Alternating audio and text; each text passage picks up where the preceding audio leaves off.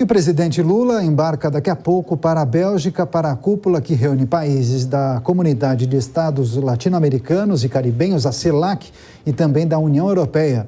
Vamos conversar mais uma vez com o repórter André Anelli, ao vivo de Brasília, capital federal. André, quais devem ser as principais discussões neste encontro, hein? Daniel, são diversos temas que devem ser tratados nesse encontro. Entre eles, mudança do clima e transição justa e sustentável, transição digital inclusiva e justa, segurança cidadã e combate ao crime transnacional, comércio e desenvolvimento sustentável e recuperação internacional pós-pandemia. O encontro reúne cerca de 60 países, considerados os blocos da CELAC, que é a Comunidade dos Estados Latino-Americanos e Caribenhos, e a União Europeia.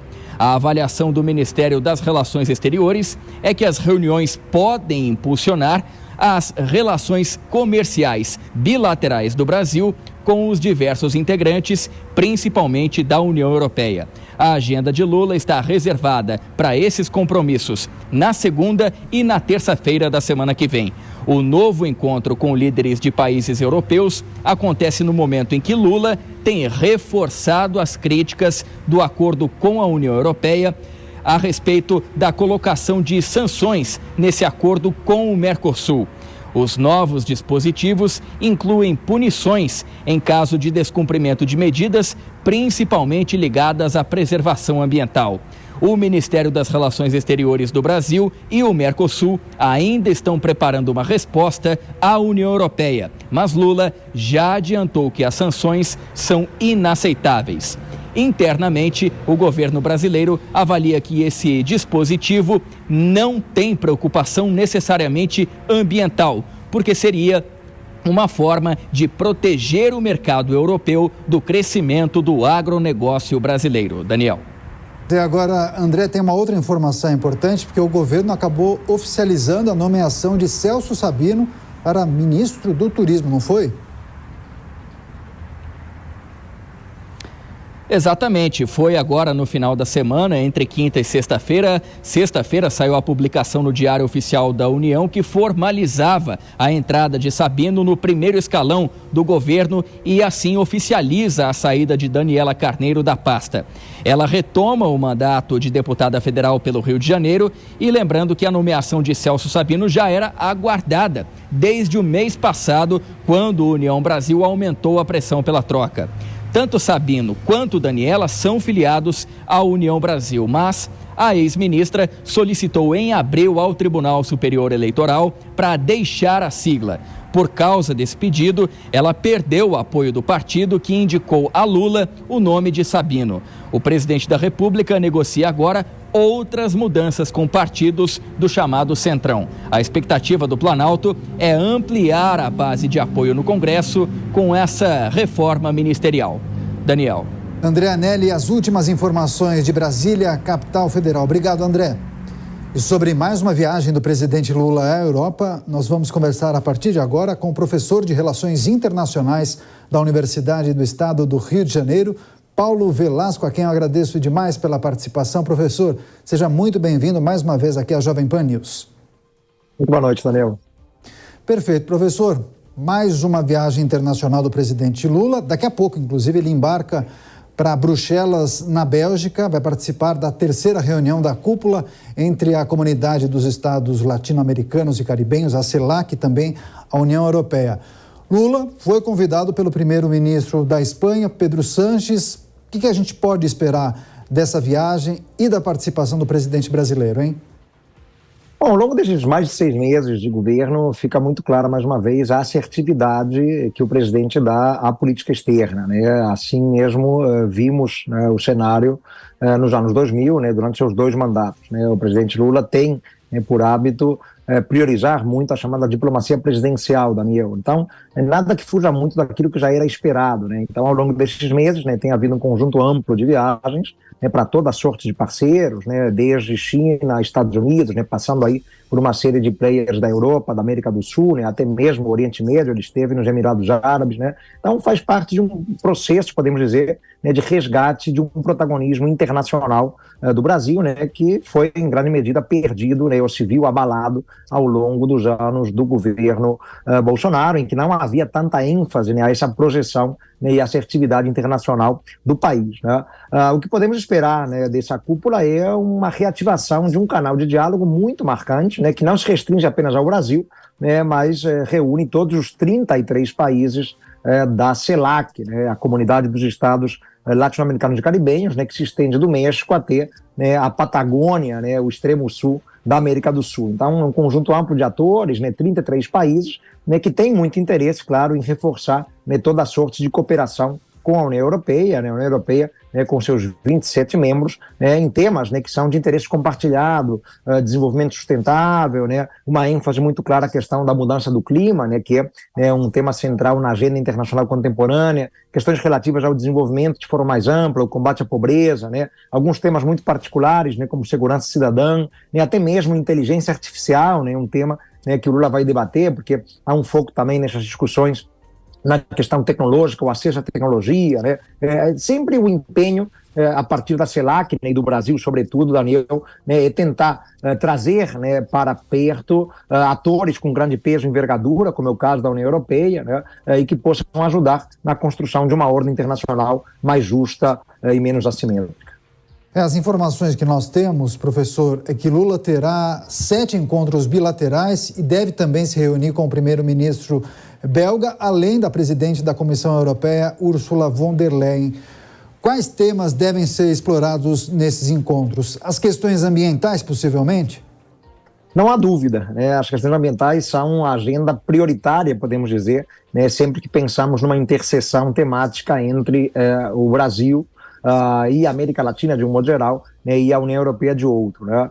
Então o Brasil tem buscado ao longo dos últimos meses mostrar um compromisso mais amplo, né, com a agenda ambiental, né, ações mais contundentes, né, no combate, por exemplo, ao desmatamento amazônico, né, ao desmatamento de outros biomas, né, sobre os quais se fala um pouco menos, né, como o desmatamento do Cerrado, e temos que lembrar também, né, que se quisermos efetivamente, né, que o acordo Mercosul-União Europeia concluído em 2019, né, tem alguma chance de entrar em vigor, esse é um tema absolutamente crucial, né, porque na questão ambiental, né, que alguns países membros da União Europeia, né, vêm implicando com o Brasil, né, e com o Mercosul como um todo, né, no sentido de tentar inviabilizar a entrada em vigor do acordo, né? Eles entendem que a irresponsabilidade ambiental dos países mercosulinos, né, seria um fator suficiente, né, para que esse acordo comercial e as preferências comerciais, né, que foram oferecidos ao Mercosul, né, para que esse acordo fosse deixado de lado. Então, é claro que o Lula vai se ver instado a dialogar com os atores europeus, né, sobre a temática ambiental e terá que assumir compromissos, né,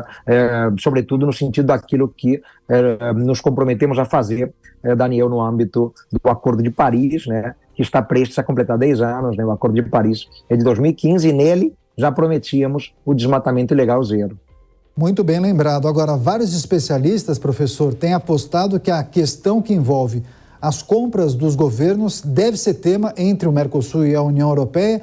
A ideia é que as empresas sediadas no Mercosul participem em pé de igualdade das licitações no bloco europeu e vice-versa. Eu acho que é isso, né? E um dos vários entraves que envolve os dois blocos, né? O próprio presidente Lula já destacou aquelas sanções que tinham sido destacadas pela União Europeia. O que esperar sob o ponto de vista das relações comerciais? Pois é, quando a gente pensa na dimensão comercial, né, a União Europeia tem um peso para o Mercosul muito maior, Daniel, do que aquele peso que o Mercosul tem para a União Europeia, né? Então é interesse, claro, né, enorme do Mercosul que eventuais desencontros, né, possam ser superados de modo a viabilizar, né, em algum tempo futuro relativamente próximo, a entrada em vigor desse entendimento, né? Quando pensamos em alguns dos temas mais espinhosos, né, além da questão ambiental, né, que nós já comentamos, né, e é importante frisar, né, que muitas vezes, né, países europeus como como a França, se valem do argumento ambiental, né, mas no fundo existe ali um lobby agrícola muito forte, né, com finalidades claramente protecionistas, né, e eles não desejam, de fato, abrir o mercado europeu, né, para os produtos agropecuários do Mercosul, né, e para que isso não aconteça, eles se valem de uma desculpa, podemos dizer, né, que é a questão ambiental, mas há outros temas sensíveis, como você muito bem levantou, né, como a questão das compras governamentais, né, é interesse, né, da União Europeia, né, que, por exemplo, as empresas europeias possam participar de quaisquer licitações dentro do Mercosul, em pé de igualdade com as empresas regionais, com as empresas mercosulinas, né, dos países que compõem o bloco, né. E o Brasil vê isso com um certo pé atrás, né, porque entende que um acordo nesse sentido traria prejuízo, né, para empresas brasileiras, né, que sobrevivem muitas vezes, né, das contratações públicas, né, justamente das licitações, das compras governamentais, né. Então esse é um tema espinhoso já há muito tempo, né, só para efeitos de lembrança histórica, Daniel, né, já nos anos 80, nas reuniões multilaterais de comércio, né, do velho GATT, o Brasil já implicava, né, com um acordo amplo sobre compras governamentais, temendo que as empresas nacionais tivessem prejuízos nas licitações feitas no Brasil, se tivessem que concorrer em pé de igualdade com empresas estrangeiras. Então, né, esse é um problema antigo, podemos dizer.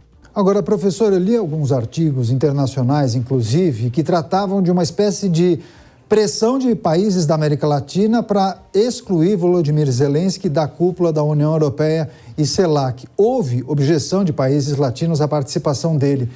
Como avalia esse posicionamento? Se descolar do conflito ou nem querer discutir o tema não pode repercutir mal para a CELAC?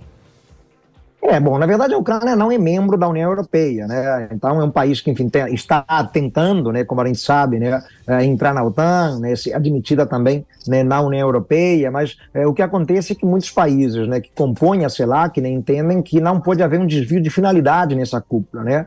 Não realizamos uma cúpula, né, com a União Europeia desde 2015, né? Teremos agora a terceira, a primeira foi em 2013 em Santiago, a segunda foi em 2015 também em Bruxelas.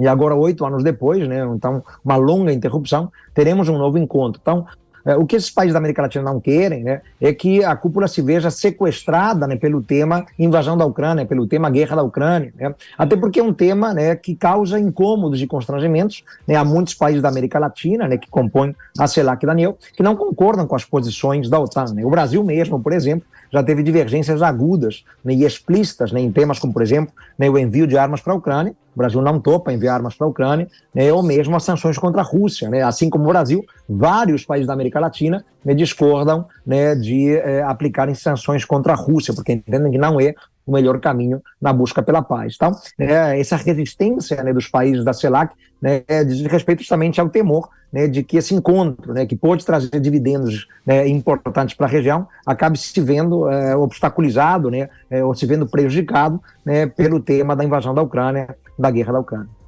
É isso, a agenda internacional do presidente da República em destaque nessa entrevista especial com o Paulo Velasco, professor de Relações Internacionais da Universidade Estadual do Rio de Janeiro.